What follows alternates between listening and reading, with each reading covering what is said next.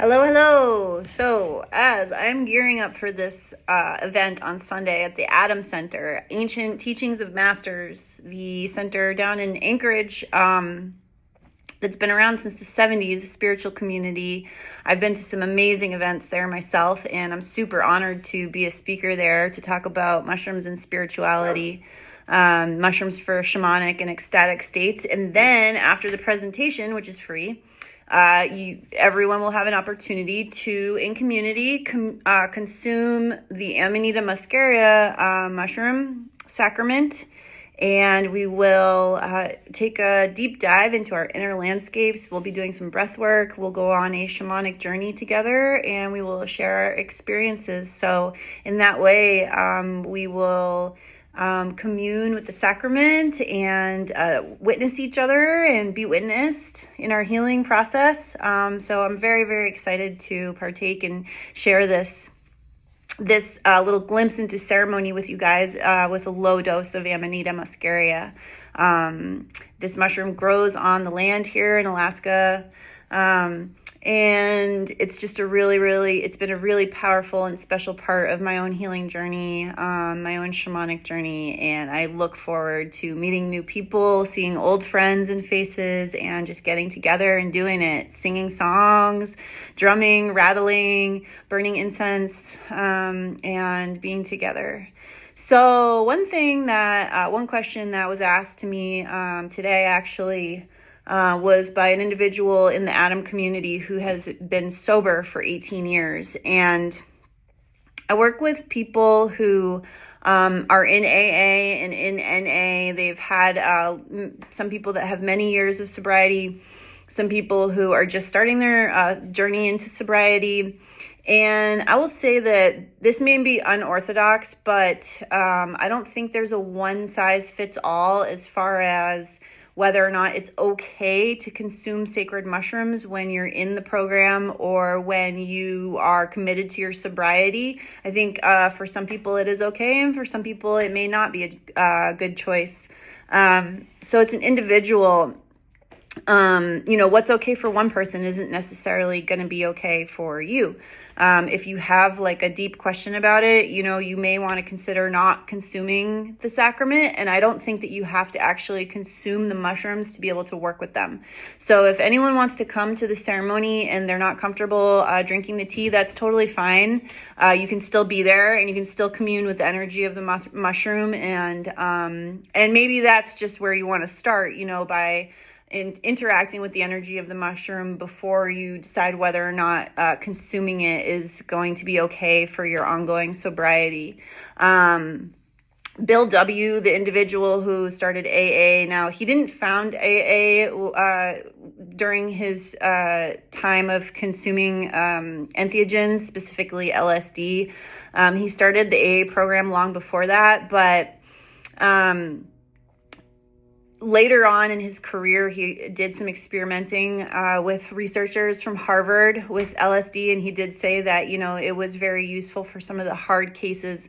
I don't think everyone needs to consume entheogens to heal or to have profound spiritual experiences, but some people do really, really benefit from it. I am one of those people. There's no question in my mind that mushrooms are a sacrament that I am going to continue to consume. They really help my nervous system.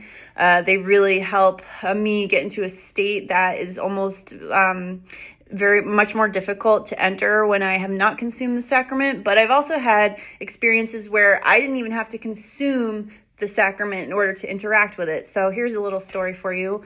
When I, right before I met my husband, back in 2020, I was living in Vermont. I had gone back to the East Coast to do some soul searching, and it was a very potent time for me for exploration of my childhood, what I'd been through, like looking at things more honestly. I also started to work with an energy worker that helped me kind of like move things around and start to understand where I was coming from more. And I had never consumed Amanita Muscaria, but at that time I was dating someone who, it was another like toxic trauma bond. And it's not that it was all bad or that it's a terrible person that I was involved with. It's not like that. It was just that that wasn't going to be the person that I was supposed to live my life with. That wasn't my soulmate. That wasn't but he was a powerful teacher. He actually helped me learn how to grow mushrooms. So, the path, the journey, it's got potent medicine in it. And like, I don't, look down on these experiences. So anyway, back to the story. So we take a walk in the woods one day, and I was already starting to feel like very fed up. Certain songs were coming into my head that were talking about like leaving, and I was getting a lot of signs. But we go in the forest, and we were with a friend of his too, and they started picking all the amanitas in the forest. The friend wanted to consume these amanitas. He had no experience. He had no idea how to prepare them. And everything in my whole being just became so triggered by him picking each and every mushroom in the forest, these beautiful amanitas, not leaving any to sporulate, not leaving any for anyone else that was walking by to observe them and to relish in their beauty. And I got super mad. I thought it was really disrespectful. And I freaked out, and that was the day that I left. And I honestly believe that day, I packed up my stuff. I got in my car. I left everything. I left it all. I left all my stuff. And I just, that's when I took off. My cousin invited me to California. I think I was like 36 years old. I felt like such a loser.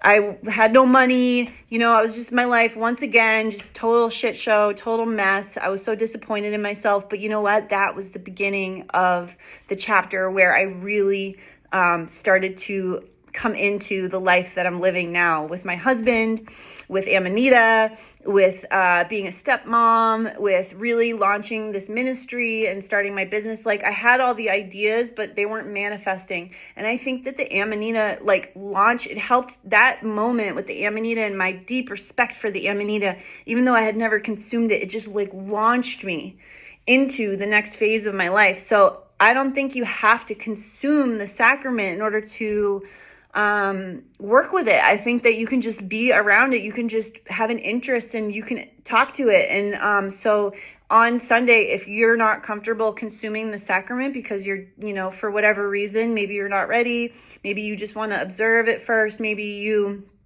are concerned about your ongoing sobriety, it's okay to not consume it. And it's also okay to decide after you experience the discussion, or after you experience the ceremony. There's no rush. You can work with these sacraments without actually consuming them. So that was a huge lesson for me. And that goes not just for the Amanita or the psilocybin, but with all the sacred plants and fungi. You can commune with these entities with these plant spirits, these fungal spirits, without ingesting them. You can do that. And it is powerful medicine. All it takes is, being in the moment and receiving the messages, being open, just truly being open to what the plants and fungi have to offer. And so that's just plenty. That's enough. So I really look forward to connecting with you guys on Sunday. I can't wait to go down and just be in this space and be in community and witness each other and hold space for each other. And that's all. Have a wonderful day.